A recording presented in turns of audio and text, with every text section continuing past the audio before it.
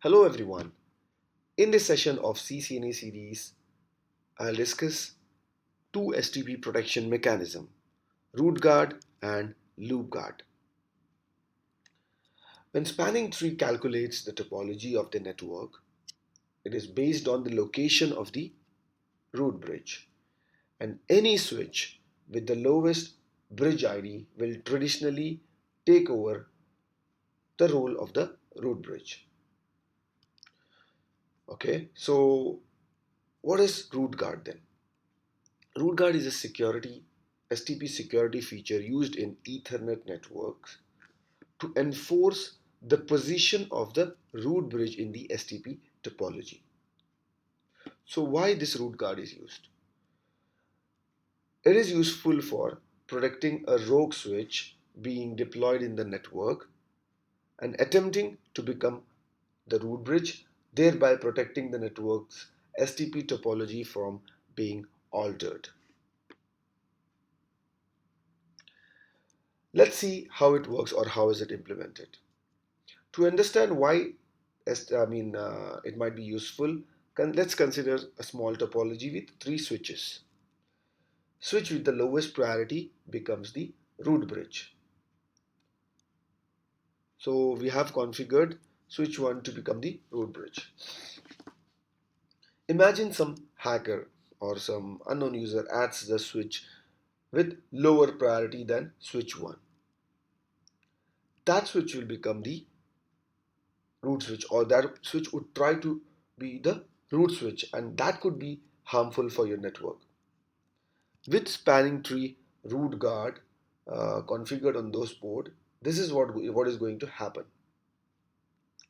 So when the port with root guard enabled receives a superior BPDU indicating a better path to the root bridge than the current root bridge, it places the port into error disabled state. So when you configure root guard on those port where you are expecting, or where you don't want to expect any root switch to be connected, when you enable root guard and if you receive a superior BPDU, as soon as it receives that BPDU, it will put that port in error disabled state. So once the port with root guard enables stops receiving BPDU, it will unblock the port. So no manual intervention is required. So root guard is enabled with interface command spanning tree guard root. So let's look at some of the consideration while using root guard. Root guard should not be enabled on port that serves as uplinks to other switches and that are intended to participate in root bridge elections. For example, the interface between switch 2 and switch 1. So root guard is a valuable tool for maintaining a stable and predictable STP topology by preventing unauthorized root bridge elections. So let's move on to another STP protection mechanism called loop guard. The spanning tree protocol plays a crucial role in ensuring a stable, loop-free network in Ethernet-based environments. So the primary role of STP is to prevent loops in a network with redundant paths. So in this topology, if you see, STP elects a root bridge, which becomes the central reference point for all path calculations within the network. The switch with the lowest bridge ID, that is a combination of priority and MAC address, is elected as the root bridge. And the second best becomes the backup. For that, STP assigns every switch port that participates in STP and assigns certain roles and states, such as root port, alternate port, and designated port. So let's look at some of these ports and roles.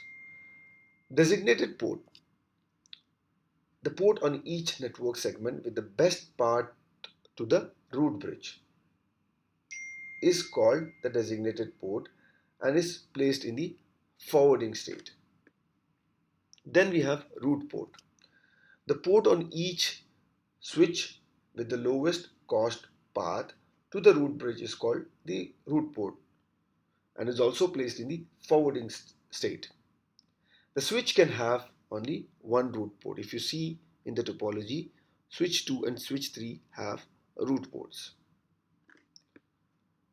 The root switch will always have a designated port. And the third type of port we have is alternate port. The alternate ports lead to the root bridge but are not root ports. The alternate port maintains the STP blocking state.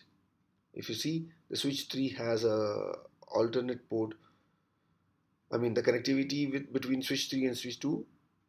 One port is on the left side. Between switch 3 and switch 1 is a root port. On the right side, if you see, GI is 1023, it's an alternate port.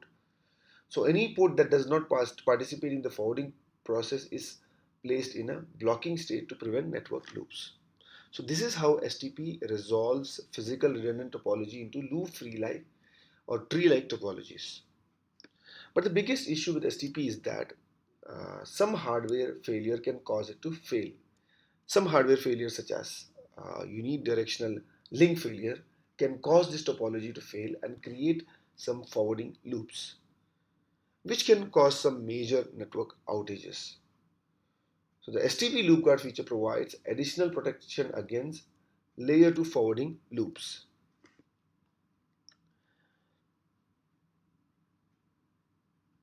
So this is where the loop guard comes into picture. The STP loop guard feature provides additional protection against layer 2 forwarding loops such as STP loops. So an STP loop is created when an STP blocking port in a redundant topology erroneously transitions to the forwarding state. In the previous topology, if you see, our GI 1023 was in blocking, alternate port role. So here if you see, due to unidirectional link failure, the port has moved into designated role. So this usually happens because one of these port of physically redundant topology, not necessarily the STP blocking port, no longer receives STP BPDUs. So in its operation, STP relies on continuous reception or transmission of BPDUs based on port role. So the designated port transmits BPDU and the non-designated port receives BPDU. So here, since it was not receiving any BPDU, it transformed itself into designated port. So let me take an example.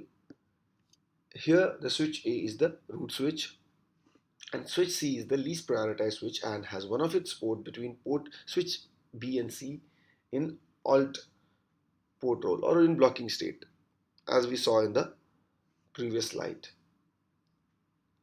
So for normal operation, STP relies on continuous reception, as I said, or transmission of BPDUs based on its port role. So due to some unidirectional link failure between switch B and C, switch C stops receiving any BPDUs. Now without loop guard, let's see, the STP blocking port on switch C transitions to forwarding state, and what will happen is this will create a loop. Now with loop guard enable, the blocking port on switch 3 transitions into STP loop inconsistent state. If you see the difference, without loop guard, it will become designated port and cause a loop. But with loop guard enable, it will move into loop inconsistent state. So in this state, the port does not pass user traffic, so a loop is not created, and the loop inconsistent state is effectively equal to, I would say, blocking state. That's it for this session. I hope this was informative for you. Thank you for watching.